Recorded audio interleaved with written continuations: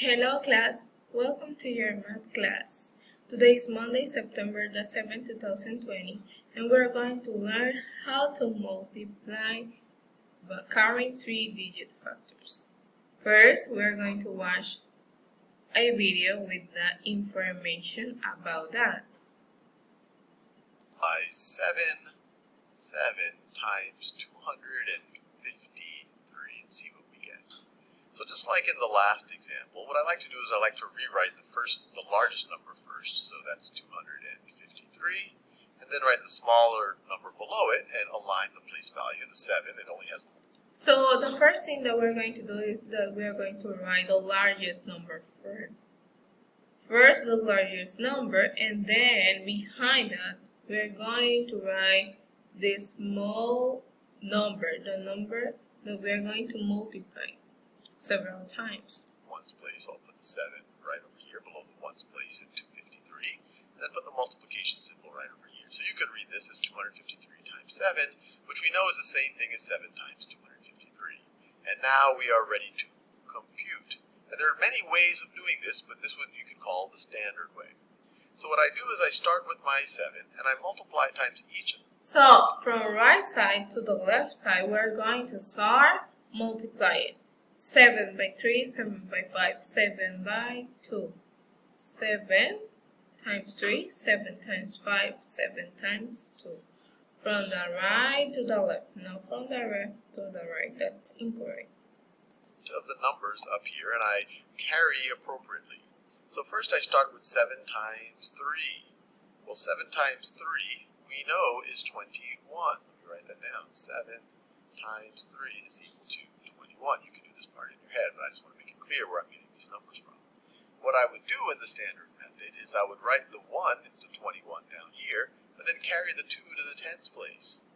Now, I want to figure out. So, we have here 7 times 3 is equal to 21.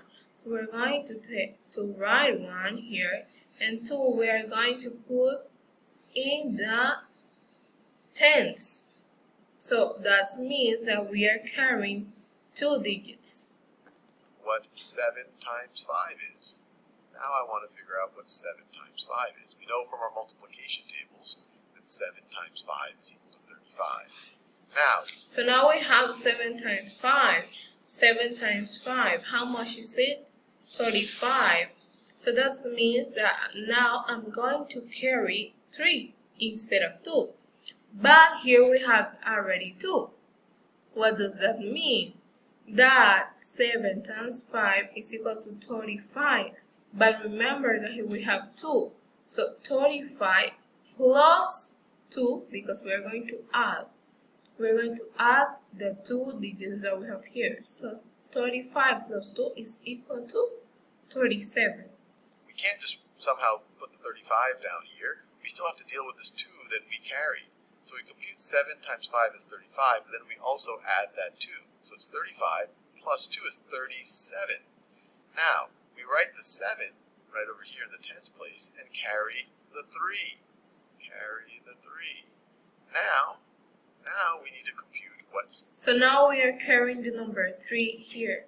What does that mean? That now we're going to multiply 7 times 2, and we're going to add the number that we have here. 7 times 2 is. We know that 7 times 2 is 14 from our multiplication tables. We can't just put a 14 down here. We have this 3 to add, so we have 7 times 2 is equal to 14.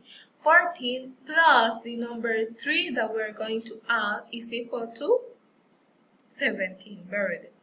7 times 2 is 14, plus 3 is 17. So now we can write the 17 down here, because 2 is the last number that we have to do. So now we can write here 17, because 2 is the last number that we're going to multiply. Now let's go to our. So today we're going to work with page 49 of your books. Page 49, please. Here I have it. So I'm going to erase this. And we are going to start here solving this. Multiplication with carry, 3-digit factors. Always add the carry digit. Carry only when it's a 2-digit number as an answer for one place. So first, what we're going to do is to start always with the number that we have here in the ones place. Ones, tens, and sevens. Remember that. 3 times 4, how much is it? Yes, very good. It's 12. And we're going to carry the number 1. We're going to carry the number 1. Now, 3 times 2, how much is it? 6. Very good. But what? We are going to add the number 1 that we're carrying. We're going to write 7. And 3 times 5, how much is it? 15. Very good. But we have here 1,000, so we're going to separate with comma. And that's the correct answer of this first exercise that we made. Now what you're going to do is that you're going to work with the products of the exercise number 1 and also with the products of the exercise number 2 of page 49.